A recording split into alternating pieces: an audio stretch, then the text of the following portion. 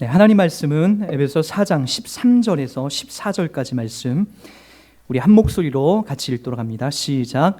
우리가 다 하나님의 아들을 믿는 것과 아는 일에 하나가 되어 온전한 사람을 이루어 그리스도의 장성한 분량이 충만한 데까지 이르리니 이는 우리가 이제부터 어린아이가 되지 아니하여 사람의 속임수와 간사한 유혹에 빠져 온갖 교훈의 풍조에 밀려 요동하지 않게 하려 함이라. 아멘. 네, 우리 자리에 앉겠습니다.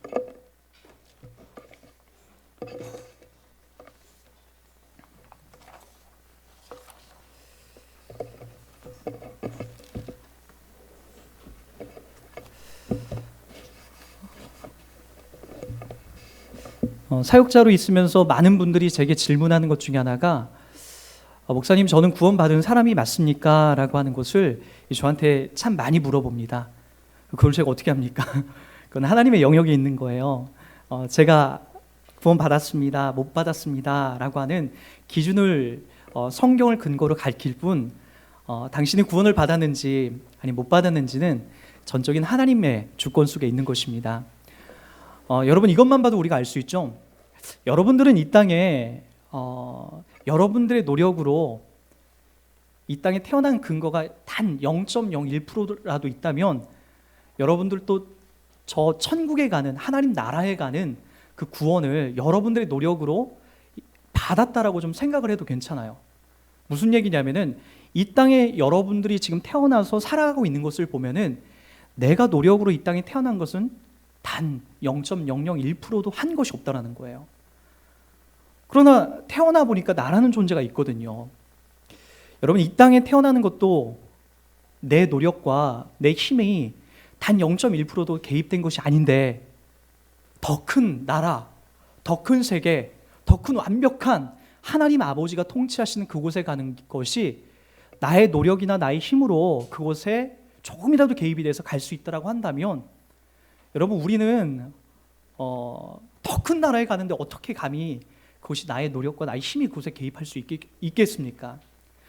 단 0.001%, 아니 어떤 근거도 하나님 나라에 가는데, 저 천국을 가는 데에는 내 힘이나 내 노력, 내 공로로 갈 수 있는 것은 0.01%도 없다는 거예요. 여러분, 그래서 요한복음 3장에 보면 참 신비한 이야기들이 나오죠. 이렇게 세상적인 관점으로는 도저히 이해할 수 없는 그런 이야기가 나와요.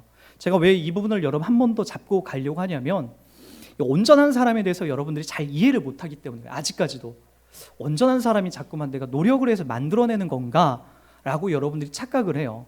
그래서 여러분 잘 생각해 보세요. 이 땅에 한 생명체, 한 사람으로 태어난 것도 내 힘이 조금도 개입되지 않았음에도 불구하고 사람으로 태어났는데 거듭나서 하나님의 자녀로서 낳은 것은 더더욱 내 노력이나 내 힘으로 된 것이 아니라는 거죠. 요한복음 3장으로 가서 이 부분 한 번 더 정리하고 이 이후의 이야기들을 한 번 더 살펴보도록 하겠습니다. 요한복음 3장으로 한번 가보시기 바랍니다.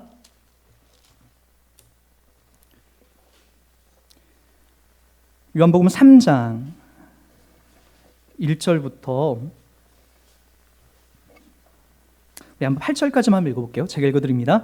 그런데 바리새인 중에 니고데모라 하는 사람이 있으니 유대인의 지도자라. 그가 밤에 예수께 와서 이르되 랍비여, 우리가 당신은 하나님께로부터 오신 선생인 줄 아나이다. 하나님이 함께 하시지 아니하면 당신이 행하는 이 표적을 아무도 할 수 없음이니이다. 예수께서 대답하여 이르시되 진실로 진실로 내게 이르노니 사람이 거듭나지 아니하면 하나님의 나라를 볼 수 없느니라. 니고데모가 이르되 사람이 늙으면 어떻게 날 수 있사옵나이까? 두 번째 모태에 들어갔다가 날 수 있사옵나이까? 예수께서 대답하시되 진실로 진실로 내게 이르노니 사람이 물과 성령으로 나지 아니하면 하나님 나라에 들어갈 수 없느니라. 육으로 난 것은 육이요 영으로 난 것은 영이니 내가 내게 거듭나야 하겠다 하는 말을 놀랍게 여기지 말라. 자, 8절에 집중해 주세요. 바람이 임의로 불매 내가 그 소리는 들어도 어디서 와서 어디로 가는지 알지 못하나니 성령으로 난 사람도 그러하니라. 여러분, 여기 보니까 3절에 예수께서 계속해서 거듭난다라고 하는 이 거듭난다라는 헬라어는 아나켄나오예요. 아나켄나오.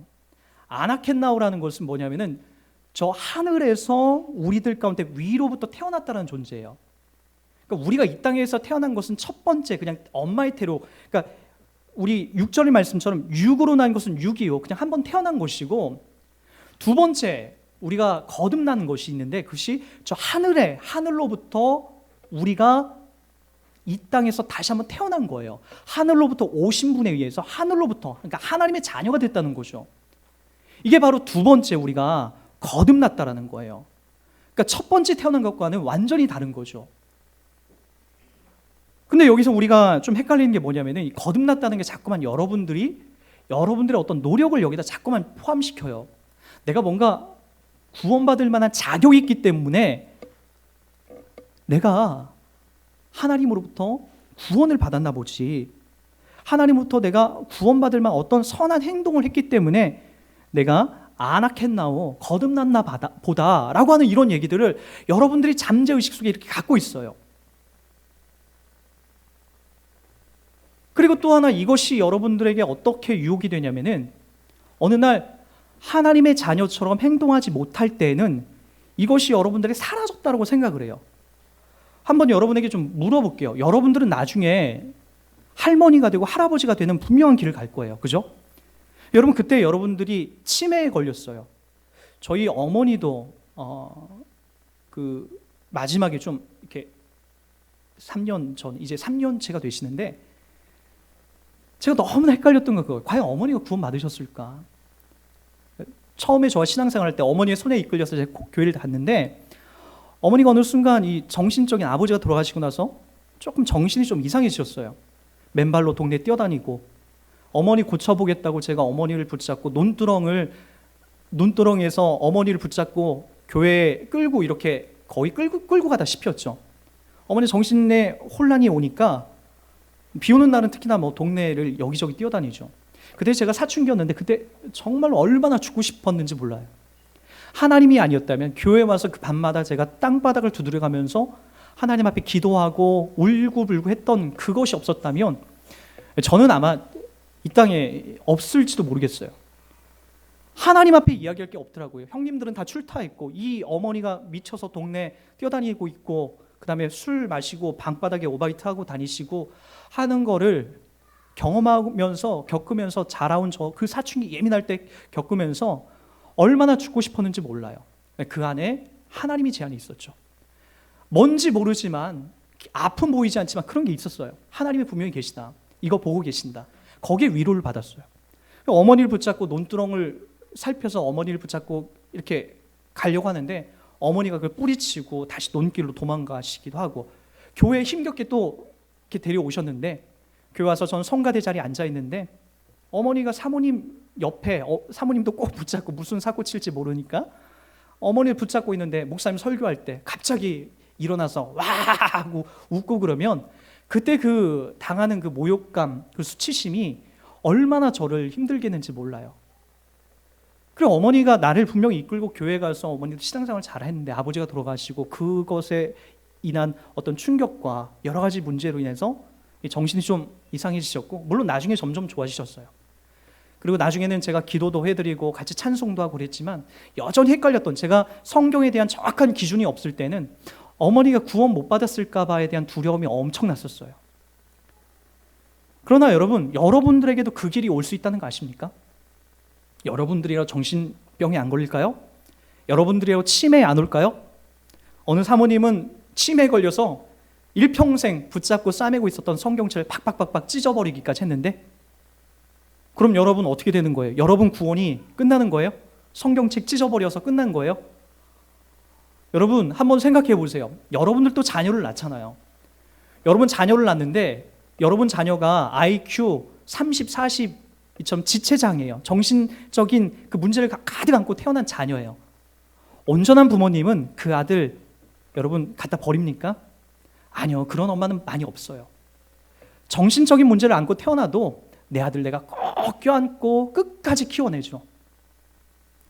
설령 그 아들이 커서 나를 때리고 나를 괴롭힌다 할지라도 그 아들한테 맞는 한이 있더라도 내가 끝까지 껴안고 가는 것이 누구냐면은 엄마 아빠라고요. 성경에서 우리들 가운데 계속적으로 하는 이야기가 있어요. 우리는 그렇게 못해요. 우리 주기도문을 시작할 때도 봐도 이렇게 시작을 하죠. 하늘에 계신, 이거 누가 가르쳐 준 거죠? 예수님께서 우리들 가운데 가르쳐 준 거예요. 하늘에 계신 우리 누구라고요? 아버지. 하나님을 아버지라고 부르래요. 감히 우리가 어떻게 하나님을 아버지라고 불러요? 근데 예수님은 기도를 가르쳐 줄 때마다 계속해서 하늘에 계신 우리 아버지라고 얘기를 하라고 해요. 계속해서. 괜찮아, 그렇게 하래요. 그래서 하나님은 우리와 아버지의 관계예요. 부모 자식 간의 관계, 그 관계로 우리가 접붙임을 됐다고요. 에베소서는 우리가 배웠던 에베소서는 계속해서 그 얘기하는 거 아닙니까? 하나님이 너희들에게 값없이 자녀 삼아 주신 은혜의 선물로 내 자녀 만들어낸 그걸 봐라. 그래서 여러분들이 치매에 걸려 성경책 찢어버려도, 아니 이 다음에 정신적인 문제로 혼란을 겪어서 여러분 교회를 떠난다 할지라도 하나님께서 내 자녀다, 내 새끼다라고 찍어놓은 자녀는 절대로 그것이 취소되거나 그것이 파기되거나 그 언약의 관계가 깨질 수가 없더라고요. 그것이 성경이 계속해서 우리가 반복하는 약속이에요. 약속. 여러분들은 여러분 자녀 포기하지 못하면서 하나님은 우리를 포기한다고 생각합니까? 여러분들이 하나님보다 더 세요? 더 많은 사랑을 갖고 있어요? 더 많은 이해와 더 큰 인내를 갖고 있습니까? 절대 그렇지 못하죠. 하나님은 그런 분이라고요.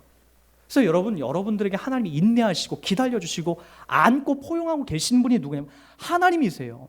그래서 여러분 오늘 이 얘기도 하는 거예요. 바람이 어디서 시작해서 어디로 가는지 우리는 잘 몰라요. 소리만 들릴 뿐, 어떤 느낌만 있을 뿐, 바람이 어디서 시작해서 어디로 가는지 우리가 뭐가 보입니까? 거듭남도 구원도 그렇다는 거예요. 구원파가 왜 잘못됐냐면 자꾸 몇 날 몇 시를 대라고 해요. 몇 월 며칠 몇 날 몇 시, 너가 태어난 생일도 있는데 몇 날 몇 시 그 거듭난 날이 있지 않느냐. 그게 뭐가 중요해요? 하나님이 우리 가운데 시작하셔서 우리 가운데에 시작한 날이 분명히 있겠죠. 그러나 그것이 중요한 게 아니라 성경은 우리가 언제 어떻게 어디서 그걸 강조하는 게 아니라 나도 모르게 내 안에 이 시작하신 분이 하나님이라고요. 마치 믿음의 씨앗을 우리 가운데 심어 놓으시고 뿌려 놓으시고 그것을 하나님이 천천히 키워나가시죠. 그것이 바람이 어디서 시작돼서 어디로 가는지 모르는 것처럼 느낌만 있을 뿐, 그것이 오늘 예수님이 거듭난 것에 대한 이 비밀로 이야기하고 있다는 거예요. 여러분들 보세요. 우리가 여기 모여있는 상황들은 똑같지만 하나님 앞에 부름받은 모습은 다 다를걸요. 저는 여러분들에게 몇 차례 얘기했죠. 전 도둑질하다 하나님 만났다고요. 저 인생 속에서 도둑질만 하다가 교회 가라고 하는 그 강요도 다 뿌리치고 도둑질하다가 어느 날 하나님의 부르심을 받았어요. 여기 어떤 분은 모태신앙으로 태어난 분이죠. 엄마 아빠가 믿기 때문에 나도 자연적으로 믿었다. 모태신앙으로 못 믿고 있는 사람들도 얼마나 많은지 모릅니다. 하나님이 여러분들 가운데 시작하셔서 이 믿음의 열매, 믿음의 씨앗을 시작해 나가시는 거예요. 이게 바로 성경이 우리들 가운데 구원받은 자의 신비라고 얘기하는 거예요. 여러분들이 정말 착각하는 것 중에 하나가 뭐냐면은 이거는 대단하게 여기지 않아요. 내가 예수 믿고 있다는 거, 내 입에서 예수님이 고백되고 있고 그분의 기도를 하고 있고 찬양을 하고 있고 이 예배당에 나와서 하나님 앞에 찬송하고 있고 하나님의 그 도우심을 바라고 있는 것, 이거는 시시하다고 생각해요. 그 자꾸만 여러분 기도원 가서 누구에게 자꾸만 뭔가 점괘를 받아내려고 하고, 여러분 질병이 곧 나면은 그 질병을 해결받으려고 하는 것만, 또는 여러분들이 사업이 망하게 되면 그 사업을 목적으로 하나님이 나에게 이것을 읽어주시게 하기 위한 목적으로 하나님 믿어갈 때가 되게 많아요. 거기에만 하나님이 있다고 생각을 해요. 아니에요. 절대 그렇지 않아요. 오히려 하나님이 그런 걸 내버려 둘 때가 많습니다. 우리를 키워나가는 방법 속에서 그걸 내버려 둘 때가 더 많아요. 그리고 여러분들이 진짜 중요한 게 뭐냐면은 내가 예수 믿고 있다라는 거예요. 나 같은 존재가, 이 도둑놈이, 이 바보 같은 놈이 여러분들이 예수 믿고 있다라는 것이 돌이켜보면은 가장 크고 가장 신비한 일이라고요. 그거보다 대단한 것이 어디 있습니까? 근데 우리는 이걸 자꾸 시시하다고 여긴다니까요. 대단하게 여기잖아. 예수가 이 땅에 오신 목적과 이유가 우리가 가만히 생각해보면 우리를 부자로 우리의 병 고침을 위해서 오신 분이 아니에요. 그것은 예수가 이 땅에 오신 파편 조각의 불교하지, 진짜로 그분이 오신 것은 그분의 생명과 그분의 천부를 우리 가운데 십자가에서 내어주심으로써 우리를 구해내시려고 하는 거죠. 그래서 오죽했습니까? 그분의 이름을 예수라는 이름을 갖고 오셨겠습니까? 하나님의 아들이 이 땅에 오실 때 여러분과 똑같은 이름을 갖고 오셨는데 예수라는 이름을 갖고 이 땅에 오셨다고요. 그 예수라는 이름이 뭐예요? 이는 자기 백성을 그들의 죄에서 구원할 자라는 이름을 갖고 그 이름에 맞게끔 이 땅에서 성실하게 사시면서 우리를 구해내지 않습니까? 근데 우리는 자꾸만 다른 것에 눈을 돌려요. 그래서 자꾸만 하나님을 이용하는 데 목적이 있어요. 헌금하면, 11조하면 하나님이 내 재산 불려주겠지. 내가 열심히 충성봉사하면 내 자녀 잘 되겠지. 내가 열심히 하나님 앞에 기도하면 다 잘 되겠지. 아니요. 성경은 예수 믿고 예수를 인격적으로 영접하고 더 안 된 사람들이 더 많아요. 사도 바울 보십시오. 아니 예수의 이 땅에 오신 삶 자체를 보십시오. 예수님의 제자들이 예수님의 죽으심과 부활하심을 목격하고 그 뒷일들을 보십시오. 물론 이것들은 여러분 받을 만한 믿음의 사람들에게만 하나님이 허락하시는 길이지만 보편적으로 하나님이 우리 가운데 주시는 것들은 신실한 믿음의 사람은 기꺼이 이 땅에서 고난과 역경과 어려움 속에서도 당당하게 그 길을 헤쳐나가는데 그 길을 하나님 목적 삼아서 키워나가십니다. 여러분 자녀들도 마찬가지죠. 여러분 자녀를 키울 때에 다 주면 그 자녀가 잘 되던가요? 절대요. 버르장머리 없고 다른 사람들 욕먹는 자녀로 키워집니다. 그러나 여러분 자녀에게 철저하게 사랑의 매를 통하여서 그 아들을 훈계하고 그 아들을 또한 적절하게 당근과 채찍을 주면서 지혜롭게 키워나가는 부모님의 자녀들 보면 훌륭하죠. 인격적으로 다른 사람들 존경받고 사랑받으면서. 하나님이 우리 가운데 키워나가시는 방법이라고요. 다 준다고요? 그런 하나님은 없습니다. 여러분들에게 어떻게 그 하나님이 일하시는지를 잘 보시라고요. 그러나 다 준 게 있죠. 그게 뭐예요? 구원. 예수 그리스도의 그분의 생명을 여러분에게 먹고 마시게 함으로써 여러분들이 살아나게 한 것은 우리 모두에게 다 주신 거라고요. 그것 앞에서 우리가 두 손 두 발 다 드는 거예요. 하나님이 다 하셨구나. 그래서 구원은 내가 이론적으로 깨달아서 되는 게 아니에요. 바람이 어디서 시작돼서 어디로 가는지 모르는 것처럼 거듭남이 그렇다라는 거예요. 나의 구원? 신비한 거예요. 오늘 돌아보니까 내가 내 입술 속에서 예수가 고백되고 있어요. 여기 저기 가영이나 효경이 다 마찬가지 아닙니까? 저들이 얼마 전까지는 다 안티크리스찬이었잖아요. 예, 인터넷에 기독교에 대한 욕을 올려면 옳지 이거 내가 먹어야겠다 물어야 되겠다 얼른 거기다 동조해서 기독교에 대해서 개독교죠. 본인들에게는 그렇게 써나갔던 사람들이 오늘 이 자리에 와서 예배드리고 하나님 앞에 헌금하고 하나님을 찬송하고 있는 모습을 보세요. 하나님이 어떻게 바꿔나가시는지 어떻게 변해가는지 여러분 이 놀라운 신비한 것들이 우리들 가운데 지금 확인되고 있지 않습니까? 이거보다 더 보배롭고 더 가치 있는 것이 어디 있습니까? 여러분 그거예요. 오늘 온전한 사람이라는 것, 거듭났다라는 것은 바로 그것을 확인하는 거죠. 그래서 오늘 우리 에베소서 4장 13절에는 이것을 다시 한번 강조하는 거예요. 우리가 다 하나님의 아들을 믿는 것과 아는 일에 이제 하나가 됐다라는 거예요. 우리 속에서 똑같이 고백되어지는 예수 그리스도, 나의 구세주. 우리가 성격도 다르고 성질도 다르고 자라온 배경과 환경도 다르지만 우리 입술 속에서 동일하게 고백되어지는 누구? 예수 그리스도. 그 안에서 우리가 어떻게 됐다고요? 온전한 사람이 됐다고요. 태어났다고요. 거듭났다고요. 우리 가운데 새로운 생명을 우리 가운데 받았다고요. 근데 여기서 우리가 이제 받았다고 해서 끝나면 안 돼요. 두 손 두 발 다 놓고 마음껏 자포자기하고 있으면 여러분 하나님이 여러분 가만둬 두지 않습니다. 키워나가시죠. 뭘로 키워나가죠? 여러분 하나님이 여러분을 키워나갈 때 가만히 보세요. 여러분들이 어느 순간 하나님을 제일 많이 찾냐면 여러분이 고통당하고 고난당할 때예요. 잘 먹고 잘 살 때는 하나님 잘 안 찾아요. 저부터도 그렇거든요. 여러분들이 안 나와줘야 더더욱 제가 이 자리에서 기도하고 하나님 앞에 간구하게 되더라고요. 하나님 죽겠습니다. 그렇게 기도해요. 여러분 인생 보세요. 지금까지 하나님을 어떻게 배웠죠? 잘 먹고 잘 채워주실 때 배웠나요? 아니요. 그런 하나님 아니에요. 고난당하고 어렵고 쩔쩔매고 어디가 길인지 내가 어떻게 살아야 되는지 내 사업과 내 진로가 쫄딱 망할 때에 그때 하나님 앞에 울고불고 나와서 하나님 앞에 하나님 불쌍히 여겨달라고 그때 기도하는 거죠. 하나님이 우리를 그렇게 점점 키워나가세요. 그렇게. 여러분 가만히 있으면 안 돼요. 나는 만사가 다 평하니까 우리 아버지, 이 땅에 살고 있는 우리 아버지가 나에게 다 주시고 우리 엄마 아빠가 나한테 다 채워주니까 난 뭐 걱정할 것도 없지 라고 하면서 그냥 교회에 나오는 것 정도로만 낙을 삼으면 하나님이 여러분 가만 안 냅둔다니까요. 그 하나님은 여러분 무섭게 키웁니다. 하나님이 아버지 노릇을, 여러분들을 키워나간 아버지 노릇을 절대로 대충대충 하지 않으세요. 무섭게 하세요. 무섭게. 저희 어머니를 그렇게 바꾸어서 저를 키워나가기도 하고요. 여러분의 사업을 쫄딱 망하게 하시기도 하고요. 또 여러분들의 실패와 낙담을 통해서 어려운 길을 가게 하시죠. 그러나 돌아보면은 그때 내가 하나님을 찾고 구할 때가 제일 행복했지. 저도 그래요. 어머니가 그때 정신질환의 그 모습들이 없었다면 하나님을 제가 깊이 헤아리고 깊이 찾는 모습들이 없었을 거예요. 하나님이 우리를 얼마나 신실하게 키워나가는지 보세요. 물론 하나님이 다 우리들 가운데 안 좋은 것만 주시는 게 아니에요. 하나님이 또 우리들 가운데 선한 길로 반드시 또한 인도하시죠.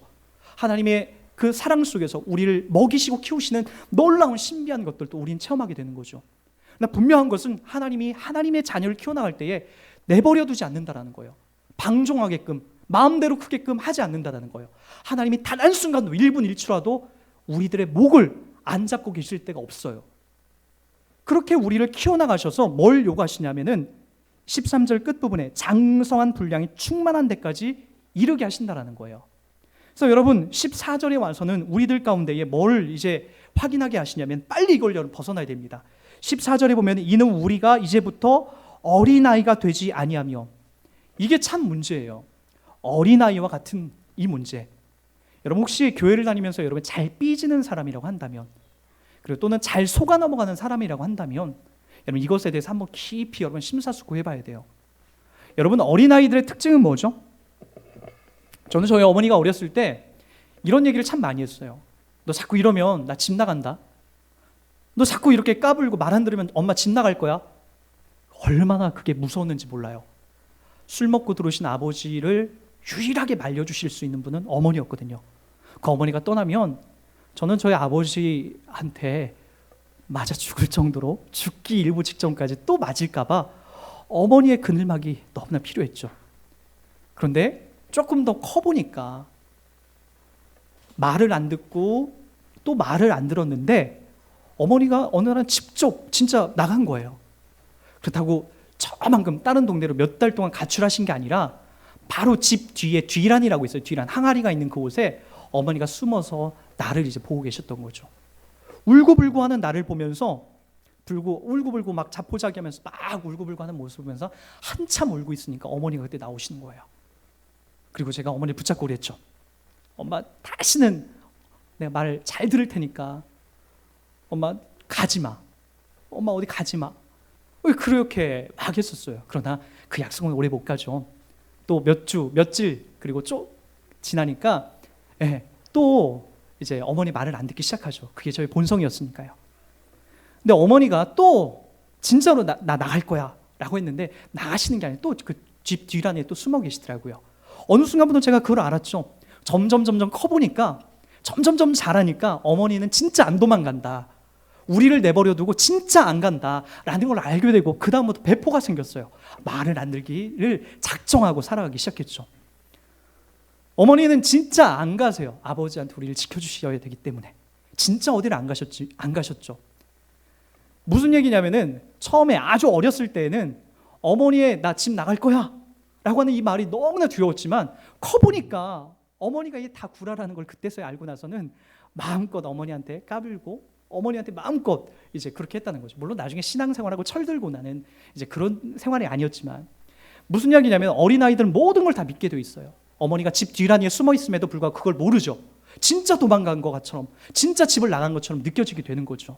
그러나 집 뒤란이에 숨어 계신 걸 알고부터는 제 마음이 안심을 하게 되는 거죠. 여러분 하나님께서 여러분들이 어린 아이였을 때는 여러분들이 세상적인 엉뚱한 말에도 여러분 쉽게 넘어가는 존재라는 걸 여러분 한번 확인하셔야 됩니다. 여러분 최근에 제가 편지 하나를 받았어요. 이 편지 하얀 몽투에 하나는 23일 4월 23일 그리고 하나는 4월 27일. 제가 예전에도 이런 편지를 몇 통 받아봤기 때문에 보자마자 이게 어디 저한테 온 펜팔은 아닐 거고 보니까 뻔한 거였어요. 뭐 담임 목사 귀야 보내는 사람도 없고 신천지죠. 뭐 조금이라도 제가 틀릴까봐 뭐 조금이라도 이게 또 좋은 편지였으면 좋겠다 싶어서 기대하는 마음이 열어봤는데 아니나 다를까 한국 교회 목사님께라고 하면서 장엄한 편지를 써왔어요. 제가 한번 읽어드릴까요? 어떤 내용인지. 두 통이 왔는데 두 통 중에 첫 번째 편지를 제가 읽어드릴게요. 안녕하십니까? 씩씩하게 보냈어요. 과천에서 왔어요. 저 신천지 총회장입니다. 교회들에게 보냄을 받게 된 예수님의 대언의 사자입니다. 믿고 계시된 말씀을 받아들이는 사람은 구원받게 되고 받아들이지 않는 사람은 구원을 받지 못합니다. 목사님들은 신학교에서도 그 밖에 어디에서도 계시를 받지 못했습니다. 하여 계시록을 다 가감했습니다. 계시된 말씀을 주고자 하나 받지 아니하니 이는 초림 때와 같습니다. 천지간에 약속한 계시록의 예언과 이 예언에 성취된 것을 증거하는 곳은 신천지뿐입니다. 계시될 믿음을 가지면 사망에서 생명으로 옮김받고 목사님과 목사님을 따르는 성도가 여러분들이죠. 다 구원받게 됩니다. 제가 신천지를 따르면 여러분들도 다 싸잡아서 구원받는데요. 계시록 21장 1절에 없어지는 세상, 처음 하늘과 처음 땅보다 새로 창조되는 새 시대, 새 나라, 새 민족, 곧 새 하늘, 새 땅을 택하는 것이 살 길이며 구원받는 믿음입니다. 확인하면 알 것입니다. 담을 쌓지 말고 확인하시길 바랍니다. 이 증거는 참입니다. 진실입니다. 2015년 4월 신천지 예수교 총회장 이만희. 여러분, 이만희 씨한테 편지 받아보니까 너무 영광이네요. 감사하네요. 여러분, 이 우습게 들리죠? 여러분들이 근데 이런 편지를 받고 미혹되고 있다는 거 아세요? 넘어가고 있는 사람들 있고 심지어 목회자들 중에서, 장로들 중에서도 넘어가는 사람들이 있어요. 제가 왜 이런 얘기를 하냐면, 이렇게 미혹되기까지는 여러분들이 교회가 특히나 너무나 어린아이와 같은 이 성경 이해와 어린아이와 같은 이 믿음 때문에 그래요. 거기에서 우리는 쏙 넘어지게 되는 거죠. 제가 13년 전으로 기억해요. 익산에서 처음 반석교회라는 곳에서 사역을 할 때에 2년차 때 한 권사님이 새벽 기도도 정말 열심히 하시고 부부가 열심히 하시는 분인데, 이게 뭔지 모르는 어떤 뭔가 다른 성도들하고의 관계와 또 여러 가지 문제로 인해서 교회에 대해서 어떤 시험을 받으셨어요. 시험을 당했어요. 그러다가 이제 그 당시에 이제 시험을 당하고 그러다 보니까, 그리고 또 교회에서는 성경에 대해서 제대로 가르쳐주지 않고 늘 궁금하고 어려운 것들에 대해서 갈급한 마음이 있었는데, 권사가 돼도 누구에게 성경 하나 제대로 얘기하지 못하니까 그거에 대한 안타까움들이 가득하다 보니까 그냥 거기에 어느 분이 성경 잘 가르친다라고 하는 어느 곳에 그냥 쏙 미혹하게 됐죠. 그 당시에는 신천지가 이렇게 대유행하지 않았기 때문에, 막 유행하기 전이기 때문에, 사회에 알려지기 전이기 때문에 저도 잘 몰랐어요. 나중에 알고 보니까 저한테 그 집사람이 남편 집사님이 오셔서 이런 얘기를 하는 거예요. 세례 요한의 죽음이 순교입니까? 아니면은 개죽음입니까? 이런 얘기를 막 저한테 하는 거예요. 순교인가 개죽음? 저는 생각을 안 해봤거든요, 별로요. 근데 알고 보니까 순교죠, 순교. 주의 복음과 주의 생명, 예수 그리스도의 그 복음을 위해서 기꺼이 죽게 되는 그 자리까지 가는 거죠. 근데 그 신천지인들은 그것을 개죽음이라고 이렇게 얘기를 하더라고요. 그래서 이거 이상하다. 기존 교회와는 너무나 다른 성경 해석 여러 가지를 얘기해서 나중에 제가 좀 찾아봤어요. 여기저기 찾아보고 해보니까 이건 이만희를 구세주로 믿고 있는, 이긴 자로 믿고 있는, 예수로 믿고 있는 바로 신천지 이단이었죠. 근데 그때부터 이제 이 권사님의 가정에 제가 자주 방문을 해서 그거 이단입니다. 기존 교회에 많이 헷갈리고, 그 사람의 실체가 권사님 어디까지 성경 공부했습니까? 그러니까 중학교 중등 과정까지 했대요. 그 고등 과정 끝나면 그 다음에 당신들을 한 번 더 테스트해서 그때 이제 고등 과정이 끝나면 이만희가 그때 이긴 자가 등장을 합니다. 그러니까 그때까지 아직 공부를 안 했기 때문에 실체가 드러나지 않은 거죠. 그래서 이제 이 권사님이 저와 그 신천지 측의 목사라고 하는 사람과 함께 대면을 했어요. 그 자리에서. 그래서 제가 단도직입적으로 나중에 물어봤어요. 뭐라고 물어봤냐면은, 이만희 그따위 사람이 구원자 맞습니까? 라고 하니까 갑자기 이 사람이 막 한참 논쟁거리로 막 치닫다가 이 얘기를 나오니까 그따위 사람 하더니 막 주먹을 팍 쥐면서 막 이를 막 부들부들 떨면서 주먹으로 저를 때리려고 하는 거예요. 그때 저는 이제 이 주먹이 나오면 어떻게 내가 피해야 되나, 이렇게 피해야 되나, 저렇게 피해야 되나, 그 생각만 하고 있다가 이제 이분이 이만희라는 이름이 이제 나오게 되니까 구원자가 맞습니까 안 맞습니까? 제가 다시 한번 물어보니까 그에 대해서 얘기를 못 하는 거예요. 맞으면은 이 권사님이 그 가정이 아직 고등과정까지 안 끝냈기 때문에 고등과정을 끝내야만 이만희가 구원자라는 것을 나중에 확인할 수 있기 때문에 이게 이제 탄로가 나는 거고, 아니라고 하기에는 본인이 믿고 있는 이만희 씨가 구세주가 맞는데, 이긴 자가 맞는데, 구원자가 맞는데 아니라고 하기엔 또 뭐하고 바들바들 떨다가 나중에 그냥 이렇게 헤어졌어요. 그리고 이제 권사님이 나중에 딱 평가하기를 그 두 가지를 발견했죠. 이만희라는 사람이 등장한 것도 마찬가지였고, 또 하나 목사가 이제 참지 못하고 바들바들 떨면서 주먹 쥐고 나 때리려고 했다고. 그걸 보고 나서 이제 다시 이제 기존 교회로 이제 그 모든 사람을 잘 풀고 이제 돌아오게 됐죠. 지금도 신앙생활 참 열심히 잘 하세요. 여러분, 여러분들이 이단에 빠지는 그리고 그런 이유가 어린아이와 같은 믿음 때문에, 하나는 여러분 인내하지 못하는, 잘 참아내지 못하는 것이 여러분들의 모습인 거죠. 또 하나는 뭐죠? 잘 속아요. 교회에서 성경에 대해서 제대로 얘기해주지 못하니까, 잘 전해주지 못하니까 잘 속아서 여러분들이 쉽게 그것에 넘어가게 되는 거죠. 그래서 여러분, 이런 문제는 여러분들의 문제만이 아니에요. 한국교회 많은 교회에 아주 큰 문제인 거죠. 어제도 이제 우리 처남하고 잠깐 이제 얘기할 기회가 좀 있었어요. 본인이 다니는 교회에서 참 아리송한 설교 때문에 좀 힘들다라고 하는 그런 이야기를 좀 이렇게 나누게 됐었는데, 한국 교회의 가장 큰 문제는 예수에 대해서 정말 아리송하게 가르쳐요. 예수를 동원해서 돈 많이 벌자, 예수를 동원해서 병 고침 받자, 예수를 동원해서 우리 좋은 자리 올라가자라는 것만 가르치지, 예수가 누군지에 대해서 정말 아주 조금만 가르치고 성경이 전체적으로 담아내고 있는 그 충만한 것들을 이야기해 주지 못하고 있습니다. 그래서 여러분, 무엇보다도 중요한 것은 신천지에 빠지냐 다른 이단에 빠지느냐, 그게 여러분 우리들 가운데 어떤 뭐 가르침도 중요하지만 더 중요한 것은 내가 하나님 말씀에 대해서 제대로 알고 있어야 된다는 거죠. 한국교회에 자기가 재림 예수다라고 하는 사람이 몇 명인지 아십니까? 여러분 기껏해야 안상홍, 장길자 그리고 이만희 정도만 여러분 알고 있는데, 한국교회 약 40에서 50명이 돼요. 그러니까 정신병자들 빼놓고요, 한 40명에 50명이 나는 재림 예수다라고 하면서 많은 사람들에게 그렇게 포교를 하고 있다는 거예요. 근데 여러분들이 만약에 교회에다 실망을 갖고 성경에 대해서 잘 모르는 상황에서 그 사람들이 아리송하게 성경을 질문하고 얘기하다 보면은 여러분들을 또 충분히 빠질 수 있다는 거죠.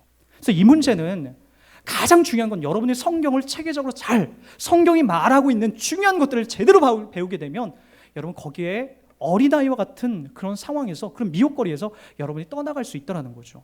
이미 성경은 이거에 대해서 너무나 많이 강조를 해놓고 있습니다.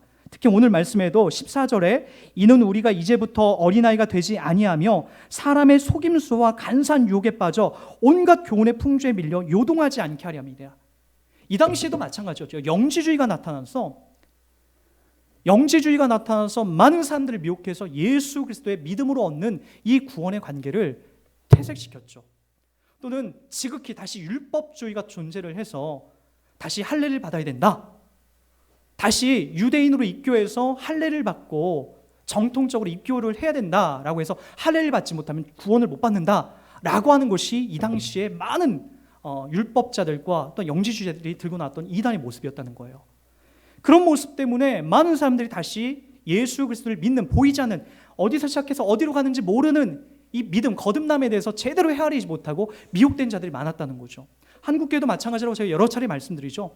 여러분, 이 이야기는 우리 마태복음에 가면 더 적나라하게 기록하고 있습니다. 우리 마태복음 24장을 한번 가보시기 바랍니다. 3절부터 5절까지입니다. 한번 보도록 할게요.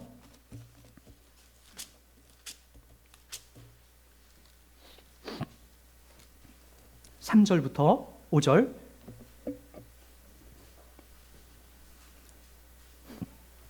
재난의 징조, 재림의 징조를 말하고 있는 거죠. 24장 3절부터 5절까지입니다. 예수께서 감람산 위에 앉으셨을 때에 제자들이 조용히 와서 이르되 우리에게 이르소서 어느 때에 이런 일이 있겠사오며 또 주의 임하심과 세상 끝에는 무슨 징조가 있사오리까?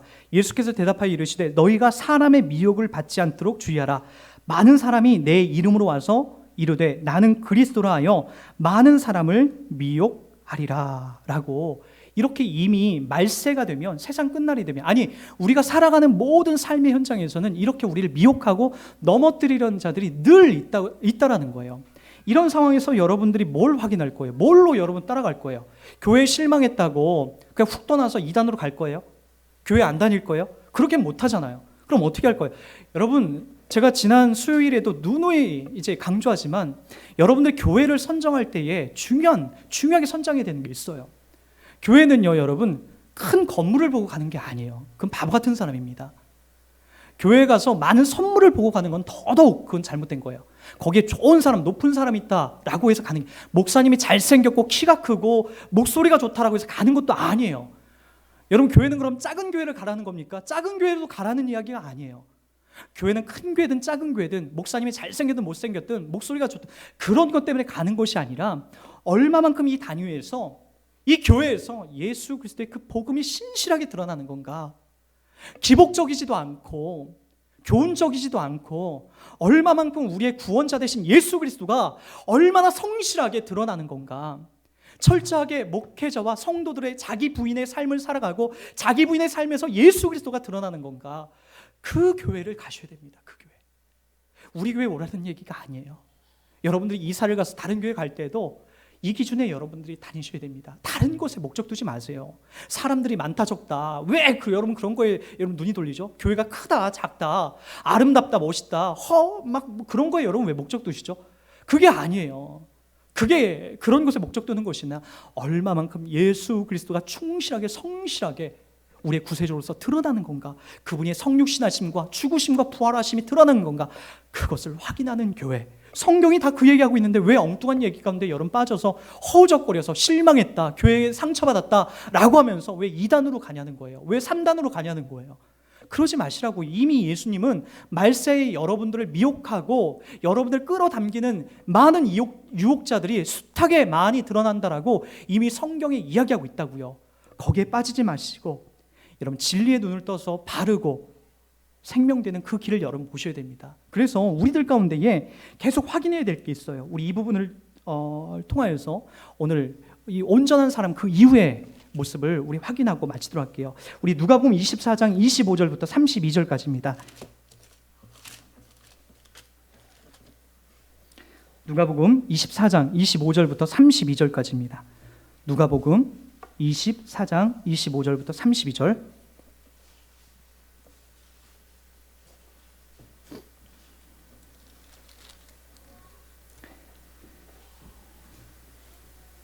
부활하신 예수님께서 그 다음에 절망하고 있는 제자들에게 나타나서 했던 말입니다. 누가복음 24장 25절부터 제가 읽어드립니다. 이르시되 미련하고 선지자들이 말한 것을 모든 것을 마음에 더디미는 자들이여, 그리스도가 이런 고난을 받고 자기 영광에 들어가야 할 것이 아니냐 하시고, 이에 모세와 모든 선지자의 글로 시작하여 모든 성경에 쓴 바 자기에 관한 것을 자세히 설명하시니라. 그들이 가는 마을에 가까이 가심에 예수께서는 더 가려하지 하는 것 같지 아니하시니, 그들이 강권하여 이르시되 우리와 함께 유하사 이다 때가 저물어 가고 날이 이미 기울었나이다 하니, 이에 그들과 함께 유하러 들어가시니라. 그들과 함께 음식 잡수실 때에 떡을 가지사 축사하시고 떼어 그들에게 주시니 그들의 눈이 밝아져 그인 줄 알아보더니 예수는 그들에게 보이지 아니하시는지라. 그들이 서로 말하되 길에서 우리에게 말씀을 하시고 우리에게 성경을 풀어주실 때에 우리 속에서 마음이 뜨겁지 아니하더냐 하고, 곧 그때로부터 이렇게 이해하는 거예요. 뭐라고요?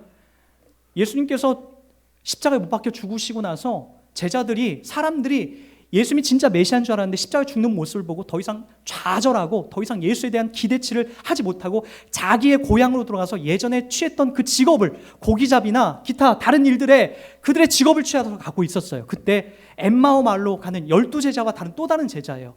이 제자에게 예수님이 나타나셔서 이들에게 질문을 하세요. 옆에 같이 동행하면서, 부활하신 부활체로서 이들과 동행하면서 엠마오 마을로 가면서 같이 대화를 하세요. 너희들 지금 어디 가는 길이냐? 그때 예루살렘에서 있었던 일들은 당신은 모르십니까? 거기서 우리의 메시아인 줄 알고 오셨던 그 예수가 십자가에 못 박혀 죽었습니다. 그 사건을 모른단 말이에요. 그때 예수님이 얘기해 줍니다. 그 메시아가 이 땅에 오셔서 너희들에서 뭘 해주기로 왔냐? 구약에 뭘 얘기했냐? 이 땅에 오셔서 어린 양의 제물이 돼서 너희들의 죄를 가지고 그분이 죽으시고 부활하시기로 약속되지 않았느냐? 선지자들이 다 그 얘기를 한 건데 왜 너희들은 더디 믿고 엉뚱한 눈에 보이는 것으로 믿고 왜 거기서 끝내려고 하느냐? 그때 이 얘기를 하는 겁니다. 그때 구약 성경에 기록되어 있는 그 모든 말씀을 풀어주실 때에 이 두 제자가 예수님이 나중에 식사 잡수시고 예수님이라는 모습을 확인하고 예수님이 다른 곳 사라졌을 때에 그때 이 두 사람이 얘기하는 거예요. 그들이 서로 말하되 좀 전에 길에서 우리에게 말씀하시고 우리에게 성경을 풀어주실 때에 우리 속에서 마음이 뜨겁지 아니하더냐. 이거예요. 성경 이야기를 들으면, 진리의 바른 이야기를 들으면 우리 마음이 뜨거워지는 거예요. 우리 마음이 기뻐지는 거예요. 여러분, 기도원 가서 그렇게 시끄러운 음악 틀어놓고 광적인 기도를 하면 뜨겁다고, 그건 뜨거운 게 아니에요. 운동을 하면 운동장을 10바퀴 들고 공을 차서 막 하면 그거 안 뜨거운가 보세요. 노래방 가서 소리 지르고 팔팔 탬버린 들고 흔들어 보세요. 안 뜨거운가? 뜨겁지요. 운동을 하면 우리 몸에 열이 나는 거예요. 기도원 가서 시끄러운 음악 틀어놓고 막 발광으로 고개를 흔들면서 막 하면은, 여러분 왜 안 뜨거워요? 열이 나고 뜨겁죠. 그것뿐만이에요. 머리 흔들면 어지러워서 쓰러져서 막 거품도 물어요. 그리고 입신했다고 하죠. 속지 마세요. 그것이 성경에서 말하고 있는 진리, 성경에서 말하고 있는 성령의 역사가 아니에요. 성령은, 우리들 가운데 이야기하는 성령은 하나님 말씀을 통해서 친절하고 따뜻하게 우리들 가운데 말씀하시는 것. 이 이후에 성령의 사역도 다 그런 식으로 등장을 합니다. 우리가 엉뚱한 시각으로 자꾸만 바라보니까 그렇게 보이는 거죠. 예수님이 오셔서 했다면 제자들 불러놓고 그거부터 했을 거예요. 야, 기도원 먼저 짓고 음악 세게 틀어놓고, 야, 너희들 붕붕붕붕 뛰고 막 하는 거 가르쳐. 그러나 예수님이 그렇게 하지 않습니다. 오히려 사람들에게 방해받을까 봐 새벽 미명 조용하고 한적한 곳에 찾아서 하나님 앞에 기도에 대해서 그렇게 가르쳤다고요. 그게 우리들 가운데 가르쳐준 건, 우리는 자꾸만 띠두르고 나가서 방방방방 시끄러운 음악을 틀어놓고 뛰어다니죠. 그리고 하나님께서 나를 쓰러뜨리면 은혜가 임했네, 천국 경험했네 라고 우리가 얘기를 하죠. 그게 아니라고요. 하나님 말씀이 우리 가운데 찾아오셔서 친절하고 우리의 구세주 되신 그 예수님이 찾아오셔서 생명의 양식으로 우리를 먹이는 거예요. 하나하나 먹이는 거예요. 그래서 우리는 사람이 떡으로 사는 것이 아니라 하나님의 말씀으로 살아간다라고 하나님 택한 백성들에게 그렇게 얘기하시는 거예요. 우리가 그렇게 먹는 거예요. 그래서 교회는 성실하고 충실하게 이 말씀을 전하는 거예요. 예수의 생명, 예수의 살과 피를 전하는 것에 그 온통 모든 목적이 그 안에 있어야 된다는 거죠. 그래서 여러분, 이 이야기가 성실하게 증언되고 전해져야만이 여러분들이 어린아이가 되지 않고 잘 먹어야 곧 어른이 돼서 뭘 보게 되죠? 예수 그리스도의 충만함 속에서 다른 사람이 나를 해코지하더라도 이해하게 되죠. 예수의 은혜가 너무나 크면 다른 사람이 해코지하는 것이 내 안에 시험거리로 다가오지 않습니다. 불쌍하게 느껴지죠. 다른 사람이, 이단들이 내 안에 들려온다 할지라도 그것이 전혀 비진리라는 것을 우린 금방 알게 되죠. 마치 우리 어머니가 저 집 뒤란이에 숨어 있다는 것을 내가 커서 그것을 알고 담대했던 것처럼, 불안해하지 않았던 것처럼, 여러분들도 진리의 말씀을 지금 바르게 알면, 바르게 깨닫기 시작하고 예수가 어떤 역할을 하셨다고 확인하면 절대로 넘어가거나 쓰러지지 않는다는 거예요. 모쪼록 이 진리 가운데, 이 말씀 가운데 서 나가십시오. 다른 것에 여러분 마음 뺏기지 마시고, 다른 것에 유혹되지 마시고, 이 진리 안에서 하나님이 여러분들을 신실한 신령한 양식으로 먹이고 키워나간다는 것을 기억하시고, 어린아이와 같은 유혹에서 벗어나서 하나님이 기뻐하는 그 신령한 분량까지 여러분 올라가시는 여러분 되시기를 주의로 부탁드리겠습니다. 이 시간